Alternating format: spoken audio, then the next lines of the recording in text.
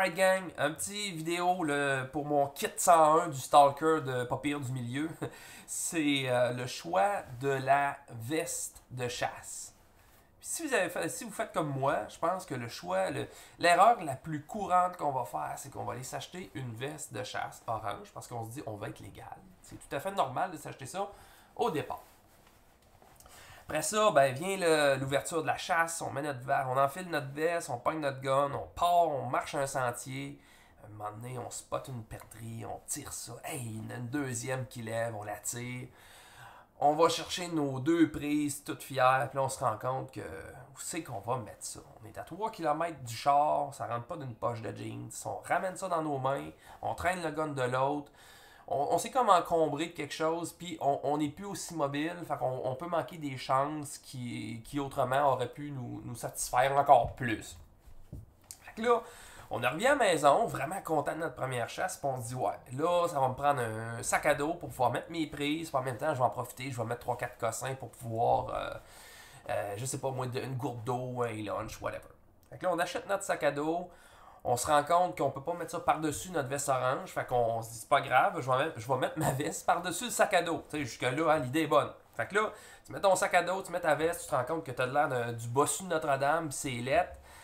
Fait que là, tu te promènes, puis à un moment donné, tu dis, ah, faut que j'accède à mon sac à dos. Fait que là, faut t'enlèves ta veste. T'enlèves ton sac à dos, tu gosses dedans, tu mets ta poule, tu pognes ton lunch, tu remets ton sac à dos, tu remets ta veste. Là, tu reviens chez vous, ben content encore, mais tu te dis, ouais, ça me gosse, fait que je vais me repogner une veste, que je vais mettre par-dessus mon sac à dos pour être légal. Fait que de même, ben, je vais être correct. Fait que tu te rachètes une veste à 20-25$ comme celle-là, tu mets ça par-dessus le sac à dos. Peut-être une veste à 10$ là, qu'ils doivent vendre dans le pas cher, pas cher. Fait que là, t'es en business, mais tu te dis à un moment donné, calique, il me semble que j'aimerais ça être un peu plus mobile, de partir de mon sac à dos, mais de garder quelques fonctionnalités de base. Puis c'est là que je m'en viens avec le point des vestes gibecières. Ça, c'est le genre de choses que vous devriez peut-être considérer à l'achat au départ. Tu sais, c'est sûr que si vous avez jamais chassé, vous savez pas trop à quoi vous attendre, une veste bien cheap va faire la job, mais il reste que si vous êtes moindrement sérieux dans votre chasse, une veste gibecière, ça peut avoir d'excellents avantages. Puis, petite parenthèse immédiate, là, il y a beaucoup de monde qui vont lever le flag puis qui vont crier au loup en disant que cette veste-là n'est pas légale.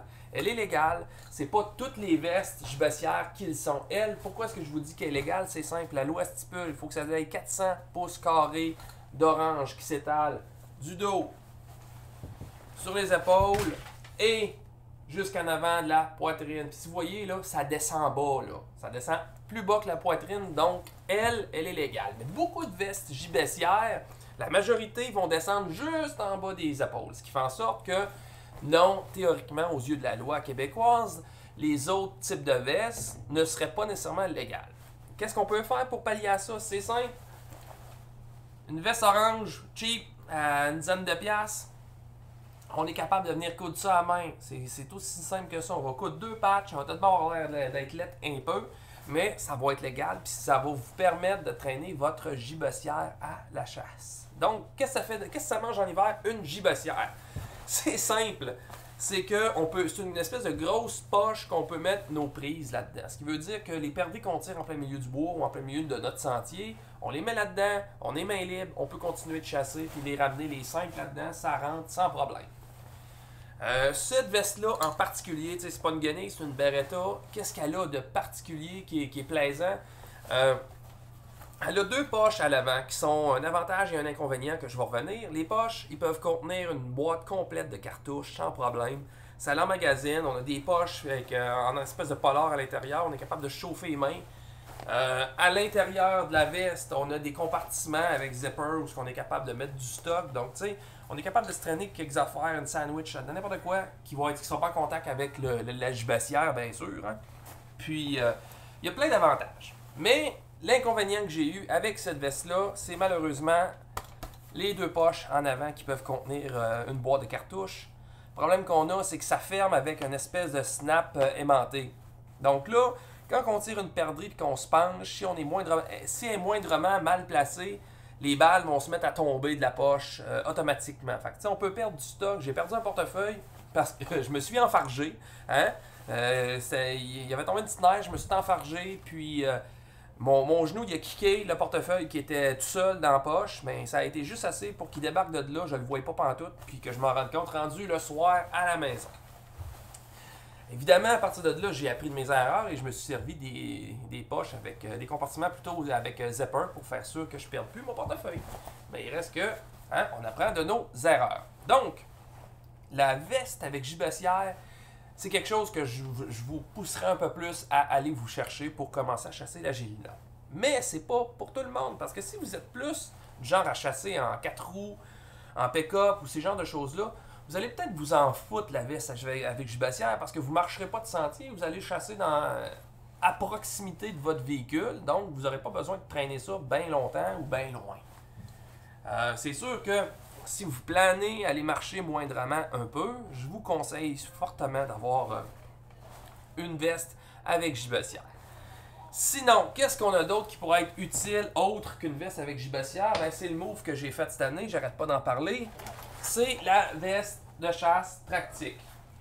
Donc là, je vois des gens qui vont me dire « Ouais, mais c'est bien trop militaire, là, c'est quoi? Tu t'en vas pas à la guerre, tu t'en vas à la chasse. » Effectivement, c'est une veste avec un concept un peu plus tactique au niveau du système Molly, qui est unique, si on veut voir ça de même, à cette veste-là. Il y a d'autres modèles, il y a d'autres marques de vestes avec système Molly.